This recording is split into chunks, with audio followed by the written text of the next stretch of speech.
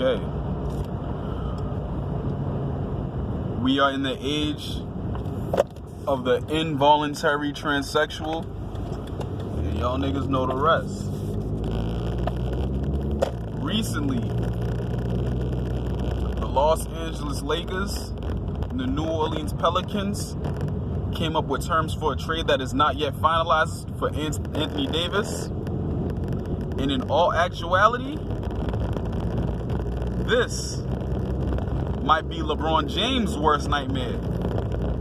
I know Chris Broussard went on some stupid little rant talking about Kevin Durant's worst nightmares. I'm pretty sure his Achilles was a lot worse than whatever Chris Broussard was talking about, and I'm not saying it as if that's a funny situation. But the reason being that this may be the worst situation for LeBron James has everything to do with Anthony Davis's current contract situation. Why is that? We already know LeBron James loves to marginalize his teammates. No matter what the narrative is about him making people better, we know that not to be a fact. So, this trade is more similar to the Carmelo Anthony trade than it is the Brooklyn Nets and Celtics, no matter what the media may tell you. Because they gutted their team to acquire this player. The Brooklyn Nets, they did give up a lot of picks to get the big two, I should say, from the Celtics.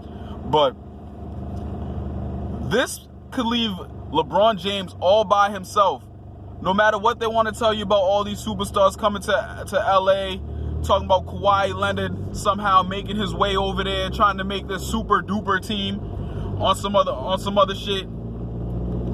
But if LeBron James tries to pull any of his shit with the media, you know, spinning these narratives, trying to make it so that Anthony Davis is at fault for their losses, because we already know that even though they're saying they expect 1 year for them to get their act together and build some sort of chemistry, that if they lose 4, 5, 6 games back to back, that LeBron's gonna put his people, his posse, like Phil Jackson said. I roll with Phil Jackson, his little posse out there to make it so that he's not at fault.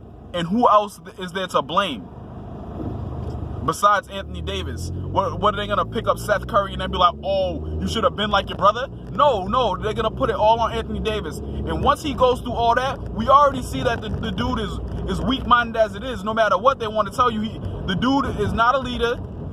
He's simply following the orders of whatever the knockoff Cliff Paul, whatever the hell his name is, Rich Paul. And he had a good team in New Orleans, and he left that situation, you know, didn't give them a chance. It was 20 games in, he started crying and bitching and complaining. You know what I mean? He's not going to be able to handle that pressure from the media. And it's not like it's going to be the national media. It's going to be the media in LA, you know? So imagine LeBron James at the end of this year, and whoever else they pick up who happens to be a free agent on that roster all by themselves, because Anthony Davis leaves because he doesn't want to put up with all the bullshit that LeBron's doing, because the dude is basically a female and no one wants to deal with all that shit, having everybody talking about you because you want to spread rumors. You know what I mean? So this could be his worst nightmare if he don't want to act right. You know what I mean? So in all actuality, I think that this trade, I mean, this whole Lakers situation is the worst for LeBron. And I don't hate LeBron. I hate all these narratives, you know, because it's all lies. But anyways, that's all I have to say. I really just had this urge to really just put out how I felt. You know what I mean? At the moment, but that's about it. I really just had something on my mind, I pushed record, but that's about it. All right, y'all.